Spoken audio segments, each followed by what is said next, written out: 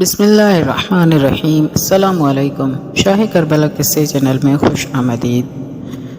Video دیکھیں، video اچھی لگے تو ویڈیو کو لائک کریں اور چینل کو سبسکرائب کریں، بیل آئیکن کو دبائیں اور ویڈیو کو آگے شیئر ضرور کریں۔ اس طرح کے سبق آموز واقعات کا علم دوسرے لوگوں تک بھی پہنچے۔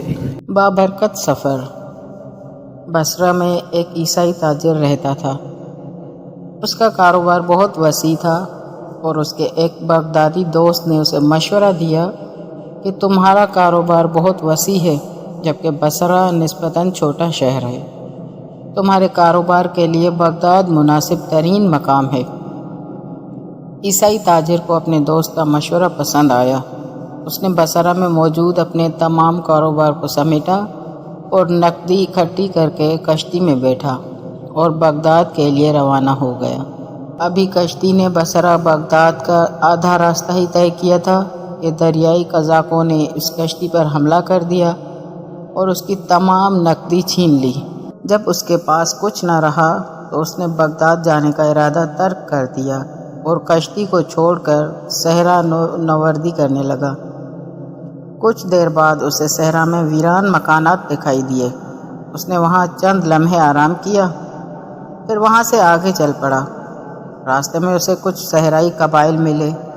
یہ ان کے پاس چند روز ٹھہرا، پھر وہاں سے شہر حلہ آ گیا اور حلہ میں ایک قبیلے کے ہاں جا کر مہمان ٹھہرا۔ اس نے دیکھا کہ اس مہمان خانے میں بہت سے مسافر آئے ہوئے ہیں۔ عیسائی نے لوگوں سے پوچھا کہ یہ کون ہے اور کہاں جا رہے ہیں؟ لوگوں نے اسے بتایا کہ یہ لوگ شیعہ ہیں اور یہ لوگ حضرت سید شہداء کی زیارت کے لیے کربلا جا رہے ہیں۔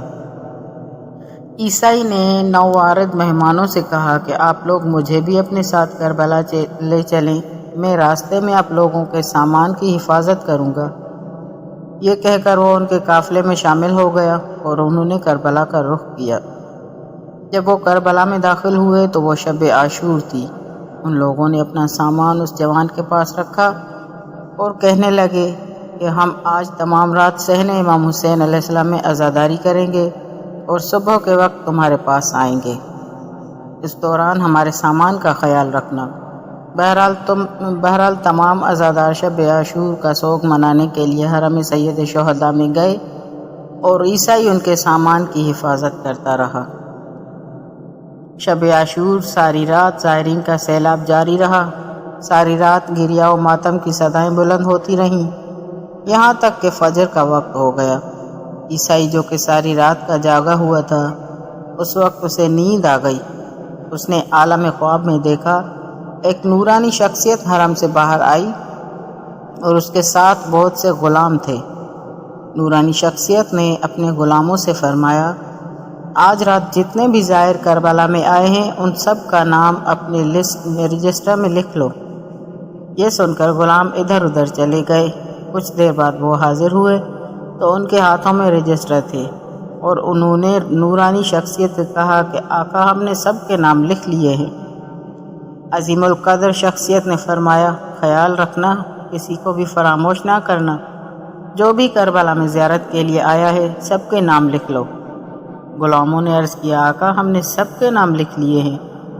اس وقت اس عظیم القدر شخصیت نے فرمایا، پھر کیا وجہ ہے کہ تم نے اس عیسائی کا نام نہیں لکھا؟ غلاموں نے عرض کیا، آقا ہم اس کا نام کیسے لکھتے؟ یہ تو عیسائی ہے اور یہ آپ کی زیارت کے قصد سے یہاں نہیں آیا۔ نورانی شخصیت نے فرمایا، یہ سچ ہے کہ یہ عیسائی ہے، تو کیا یہ ہمارے ہاں نہیں آیا ہے؟ اس جملے نے عیسائی کے دل کی دنیا میں تلاطم برپا کر دیا اور رونے لگا اور سینہ کوبی کرنے لگا۔ جب ظہر کے وقت باقی شیعہ اس کے پاس آئے تو اس نے ان کے سامنے اپنا خواب بیان کیا اور کہنے لگا، تم لوگ مجھے کسی طرح سے حرم میں لے جاؤ۔ پھر اس نے اپنے پرانے عقیدے کو چھوڑا، ذکر شہادتین زبان پر جاری کیا اور مسلمان ہو گیا۔ چند روز بعد خدا نے اس کے حالات بدل دیے۔ اس کے پاس مال و دولت کی ریل پیل ہو گئی اور امام مظلوم کی برکت سے اسے دونوں جہانوں کی سعادت نصیب ہوئی۔ والسلام۔